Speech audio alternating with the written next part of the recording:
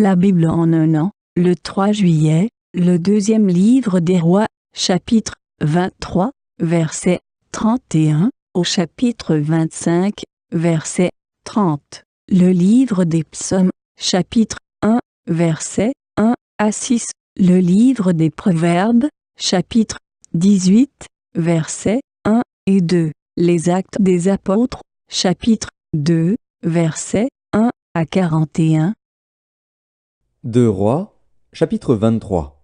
Joachaz avait 23 ans lorsqu'il devint roi, et il régna 3 mois à Jérusalem. Sa mère s'appelait Hamutal, fille de Jérémie, de Libna. Il fit ce qui est mal aux yeux de l'Éternel, entièrement comme avaient fait ses pères. Pharaon Nécho l'enchaîna à Ribla, dans le pays de Hamath, pour qu'il ne régnât plus à Jérusalem. Et il mit sur le pays une contribution de 100 talents d'argent et d'1 talent d'or.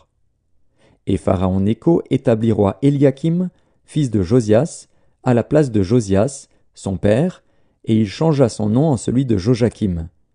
Il prit Joachaz, qui alla en Égypte, et y mourut. Joachim donna à Pharaon l'argent et l'or, mais il taxa le pays pour fournir cet argent d'après l'ordre de Pharaon. Il détermina la part de chacun et exigea du peuple du pays l'argent et l'or qu'il devait livrer à Pharaon Nécho.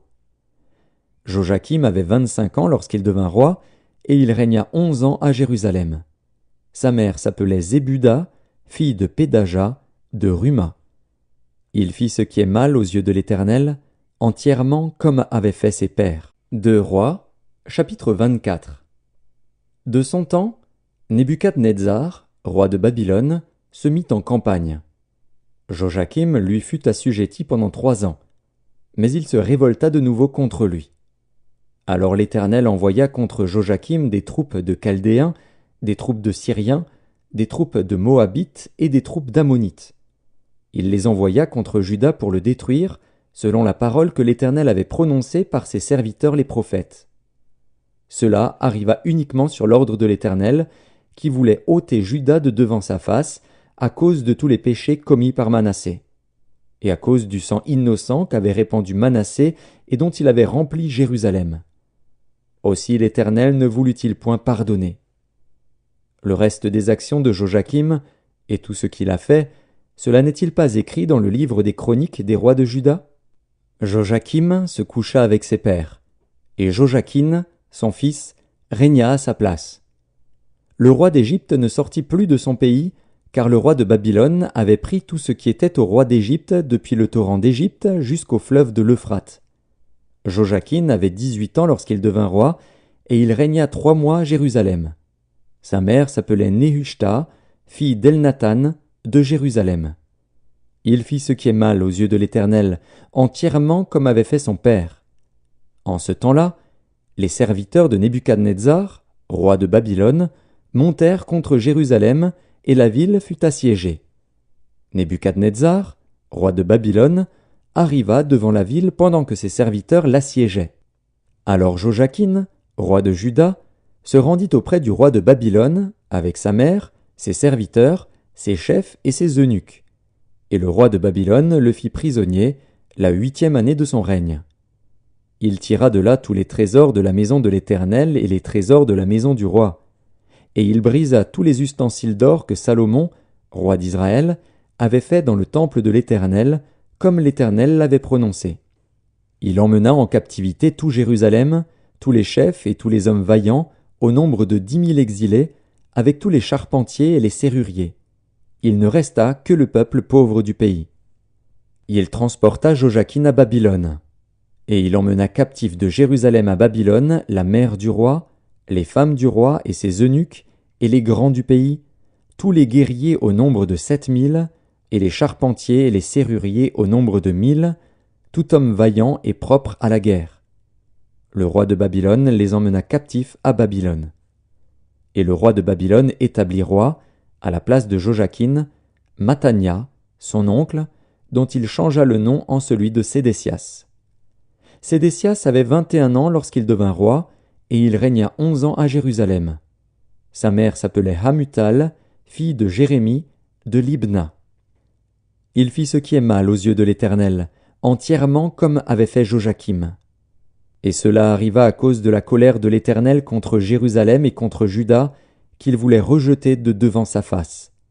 Et Sédécias se révolta contre le roi de Babylone. 2 Rois, chapitre 25. La 9e année du règne de Sédécias, le 10e jour du 10e mois, Nebuchadnezzar, roi de Babylone, vint avec toute son armée contre Jérusalem. Il campa devant elle et éleva des retranchements tout autour. La ville fut assiégée jusqu'à la 11e année du roi Sédécias. Le 9e jour du mois, la famine était forte dans la ville, et il n'y avait pas de pain pour le peuple du pays.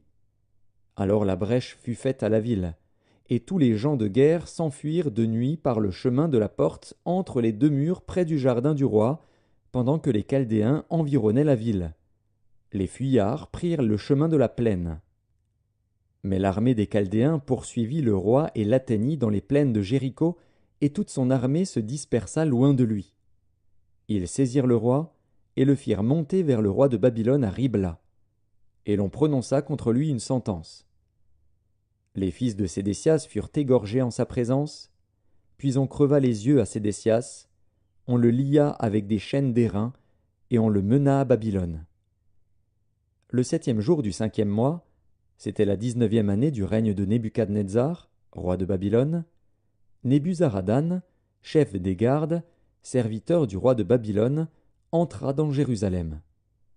Il brûla la maison de l'Éternel, la maison du roi, et toutes les maisons de Jérusalem. Il livra au feu toutes les maisons de quelque importance. Toute l'armée des Chaldéens, qui était avec le chef des gardes, démolit les murailles formant l'enceinte de Jérusalem. Nebuzaradan, chef des gardes, emmena captifs ceux du peuple qui étaient demeurés dans la ville, ceux qui s'étaient rendus au roi de Babylone, et le reste de la multitude. Cependant le chef des gardes laissa comme vignerons et comme laboureurs quelques-uns des plus pauvres du pays. Les Chaldéens brisèrent les colonnes d'airain qui étaient dans la maison de l'Éternel, les bases, la mer d'airain qui était dans la maison de l'Éternel, et ils en emportèrent l'airain à Babylone. Ils prirent les cendriers, les pelles, les couteaux, les tasses et tous les ustensiles d'airain avec lesquels on faisait le service. Le chef des gardes prit encore les brasiers et les coupes, ce qui était d'or et ce qui était d'argent. Les 2 colonnes, la mer et les bases, que Salomon avait faites pour la maison de l'Éternel, tous ces ustensiles d'airain avaient un poids inconnu. La hauteur d'une colonne était de 18 coudées, et il y avait au-dessus un chapiteau d'airain dont la hauteur était de 3 coudées. Autour du chapiteau il y avait un treillis et des grenades, le tout d'airain. Il en était de même pour la seconde colonne avec le treillis. Le chef des gardes prit Séraja, le souverain sacrificateur, Sophonie, le second sacrificateur, et les 3 gardiens du seuil. Et dans la ville il prit un eunuque qui avait sous son commandement les gens de guerre, 5 hommes qui faisaient partie des conseillers du roi et qui furent trouvés dans la ville, le secrétaire du chef de l'armée qui était chargé d'enrôler le peuple du pays, et 60 hommes du peuple du pays qui se trouvèrent dans la ville.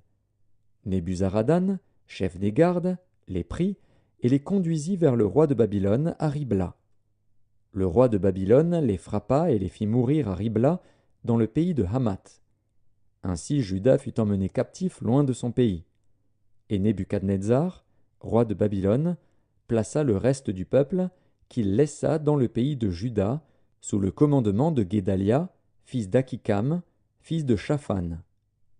Lorsque tous les chefs des troupes eurent appris, eux et leurs hommes, que le roi de Babylone avait établi Guédalia pour gouverneur, ils se rendirent auprès de Guédalia à Mitzpa, savoir Ismaël, fils de Netania, Jochanan, fils de Caréar, Séraja, fils de Tanumet, de Netopha, et Jaazania, fils du Maacassien, eux et leurs hommes. Guédalia leur jura, à eux et à leurs hommes, et leur dit : Ne craignez rien de la part des serviteurs des Chaldéens. Demeurez dans le pays, servez le roi de Babylone, et vous vous en trouverez bien. Mais au 7e mois, Ismaël, fils de Netania, fils d'Élishama, de la race royale, vint, accompagné de 10 hommes, et ils frappèrent mortellement Guédalia, ainsi que les Juifs et les Chaldéens qui étaient avec lui à Mitzpa. Alors tout le peuple, depuis le plus petit jusqu'au plus grand, et les chefs des troupes se levèrent et s'en allèrent en Égypte, parce qu'ils avaient peur des Chaldéens. La 37e année de la captivité de Joachim, roi de Juda, le 27e jour du 12e mois, Évil-Mérodach, roi de Babylone, dans la première année de son règne, releva la tête de Joachim, roi de Juda, et le tira de prison. Il lui parla avec bonté, et il mit son trône au-dessus du trône des rois qui étaient avec lui à Babylone. Il lui fit changer ses vêtements de prison, et Joachim mangea toujours à sa table tout le temps de sa vie. Le roi pourvut constamment à son entretien journalier tout le temps de sa vie. Psaume 1. Heureux l'homme qui ne marche pas selon le conseil des méchants, qui ne s'arrête pas sur la voie des pécheurs, et qui ne s'assied pas en compagnie des moqueurs, mais qui trouve son plaisir dans la loi de l'Éternel, et qui la médite jour et nuit. Il est comme un arbre planté près d'un courant d'eau qui donne son fruit en sa saison et dont le feuillage ne se flétrit point. Tout ce qu'il fait lui réussit. Il n'en est pas ainsi des méchants. Ils sont comme la paille que le vent dissipe. C'est pourquoi les méchants ne résistent pas au jour du jugement, ni les pécheurs dans l'assemblée des justes. Car l'Éternel connaît la voie des justes, et la voie des pécheurs mène à la ruine. Livre des Proverbes, chapitre 18. Celui qui se tient à l'écart cherche ce qui lui plaît, il s'irrite contre tout ce qui est sage. Ce n'est pas à l'intelligence que l'insensé prend plaisir, c'est à la manifestation de ses pensées. Actes des Apôtres, chapitre 2. Le jour de la Pentecôte, ils étaient tous ensemble dans le même lieu. Tout à coup, il vint du ciel un bruit comme celui d'un vent impétueux, et il remplit toute la maison où ils étaient assis. Des langues, semblables à des langues de feu, leur apparurent, séparées les unes des autres, et se posèrent sur chacun d'eux. Et ils furent tous remplis du Saint-Esprit, et se mirent à parler en d'autres langues, selon que l'Esprit leur donnait de s'exprimer. Or, il y avait en ces jours à Jérusalem des Juifs, hommes pieux, de toutes les nations qui sont sous le ciel. Au bruit qui eut lieu, la multitude accourut, et elle fut confondue parce que chacun les entendait parler dans sa propre langue. Ils étaient tous dans l'étonnement et la surprise, et ils se disaient les uns aux autres, « Voici ces gens qui parlent, ne sont-ils pas tous galiléens? Et comment les entendons-nous dans notre propre langue, à chacun dans notre langue maternelle? Partès, Médès, Élamites, ceux qui habitent la Mésopotamie, la Judée, la Cappadoce, le Pont, l'Asie, la Phrygie, la Pamphylie, l'Égypte, le territoire de la Libye voisine, de Cyrène, et ceux qui sont venus de Rome, juifs et prosélytes, crétois et arabes, comment les entendons-nous parler dans nos langues des merveilles de Dieu? Ils étaient tous dans l'étonnement, et, ne sachant que penser, ils se disaient les uns aux autres, « Que veut dire ceci ?» Mais d'autres se moquaient et disaient, « Oh, ils sont pleins de vin doux. » Alors Pierre, se présentant avec les 11, éleva la voix et leur parla en ces termes. « Hommes juifs, et vous tous qui séjournez à Jérusalem, sachez ceci, et prêtez l'oreille à mes paroles.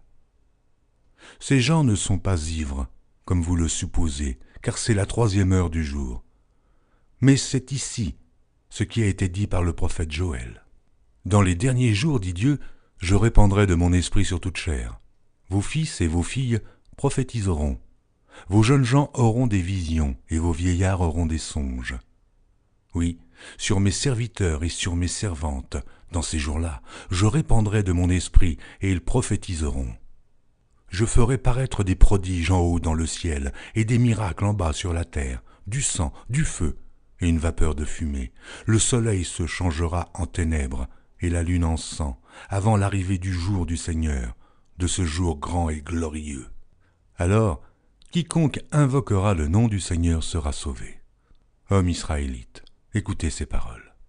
Jésus de Nazareth, cet homme à qui Dieu a rendu témoignage devant vous par les miracles, les prodiges et les signes qu'il a opérés par lui au milieu de vous, comme vous le savez vous-même, cet homme, livré selon le dessein arrêté et selon la prescience de Dieu, vous l'avez crucifié. Vous l'avez fait mourir par la main des impies. Dieu l'a ressuscité. en le délivrant des liens de la mort, parce qu'il n'était pas possible qu'il fût retenu par elle. Car David dit de lui, « Je voyais constamment le Seigneur devant moi, parce qu'il est à ma droite, afin que je ne sois point ébranlé.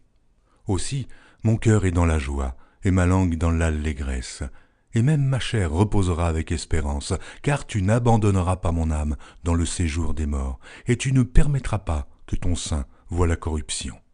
Tu m'as fait connaître les sentiers de la vie, tu me rempliras de joie par ta présence.